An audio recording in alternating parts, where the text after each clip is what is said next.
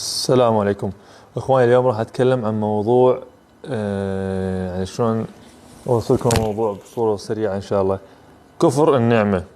اكو ناس تكفر نعمة رب العالمين عليها، السبب الرئيسي او ممكن اكو اسباب ثانية، لكن هذا السبب اللي شاهدته باكثر الناس، اللي هو مقارنة نفسك بالاخرين، او بنص النبي صلى الله عليه وسلم اللي ذكر هذا الموضوع بقوله انظروا إلى من هو أسفل منكم ولا تنظروا إلى من هو أعلى منكم، أو كما قال النبي صلى الله عليه وسلم. فهو أحرى أن لا تزدروا نعمة الله عليكم، يعني حتى ما تنكرون النعمة اللي انتم بيها. انت من تباوع على الناس اللي الله منطيها زين وتقارن نفسك بيهم، أكيد راح تشوف نفسك مظلوم. هاي لكن هذا الشيء خطأ، مو صحيح. بالعكس، انت شو راح تحس بالنعمة؟ انت عندك بيت غيرك ما عنده بيت، عندك سقف غيرك ما عنده سقف، انت تاكل وتشرب غيرك ما ياكل ويشرب، تمشي غيرك ما يمشي.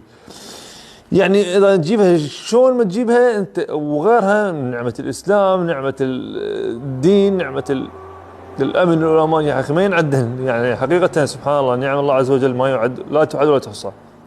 زين، فانت من تجي تعرف هاي النعم كلها وتروح تقارن نفسك بنعمة ثانية الله منعمها على غيرك، راح يصير حسد، تحسد غيرك. انت المفروض تقول اللهم بارك له، اللهم تدعو له البركة كما قال النبي صلى الله عليه وسلم.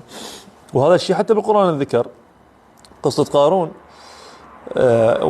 بالقرآن الآية تقول إن مفاتيحه لتنوء بالعصبة أولي القوة، يعني بس المفاتيح مال المخازن مالته، العصبة القوة يعني مجموعة من الكثير من الناس اللي يشيلون بس المفاتيح مالته، بس المفاتيح. ف يعني الناس حسدوه هاي وأصبح الذين، بالقرآن يقول الله عز وجل فأصبح الذين تمنوا مكانه بالأمس يقولون ويكأن الله يبسط الرزق لمن يشاء. الآية المهمة أنا ما حافظها. فالقصد تندموا ولا نقارنوا نفسهم بواحد، لأنه بعدين الله عز وجل فخسفنا، الله عز وجل يقول أعوذ بالله من الشيطان الرجيم فخسفنا به وبداره الأرض. هسه هم راح يتمنون؟ ما راح يتمنون. زين، فيا أخواني لا تقارن نفسك بالآخرين، وانظر إلى اللي أسفل منك حتى تعرف النعمة اللي أنت بيها. لأن سبحان الله حقيقة يعني هذا الشيء بس تدبر وشوف أنت، جربه. يعني ما يحتاج أقول لك أنا. شوف الناس اللي ما شاء الله النازحين، اللي بسوريا، اللي بغير أماكن، اللي عايشين بغير دول، شوف النعمة، حتحس أنت بالنعمة. تقول أنا وين عمي، جاء أسولف، جاء أحكي. زين، فالأمور الأساسية هنا عندنا، وغير الأساسية الزايدة هم عندنا، وجاي ننكر وندور على أمور ثانية. فهذا هو اللي الله أعوذ بالله يعني كفر بالنعمة. فإحنا عندنا بالنعم صدق، يعني حقيقة أغرقنا بالنعم. زين، فلا تكفرون النعمة يا أخوان، اتقوا الله. وكفر النعمة مو شرط أن تقولوا إنه هاي هيك شيء، لا، لكن مجرد إنه ما تشكر النعمة. زين، وطبعا اللي يريد رب العالمين يزيده يشكر النعم.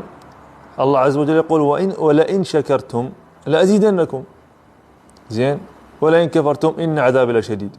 زين، فأنت اشكر النعمة اللي أنت بيها حتى الله يزيدها ويبارك بيها. لكن أنت تقارن نفسك بالآخرين وتقول شوف هذا ايش عنده وأنا ما عندي، وأنت عندك خير من الله. أكيد ما راح تدوم النعمة عليك، وراح تحس بضانك وضيق. سبحان الله. لكن اللي يرضى بقضاء رب العالمين، واللي يحمد الله على الموجود وما يشكر المفقود. زين، يعني هاي هم مقولة حلوة، يقول لك يشكر المفقود ولا يشكر الموجود. أنت عندك خير من الله ما تذكره. النعم يعني النعم، الصحة، نعمة العافية، الأمان، يعني الأهل. يا أخي والله عجيب البشر، سبحان الله. طولت عليكم أنا. زين، ونسأل الله أن يصلحنا ويصلح الجميع يا رب. الله المستعان. السلام عليكم.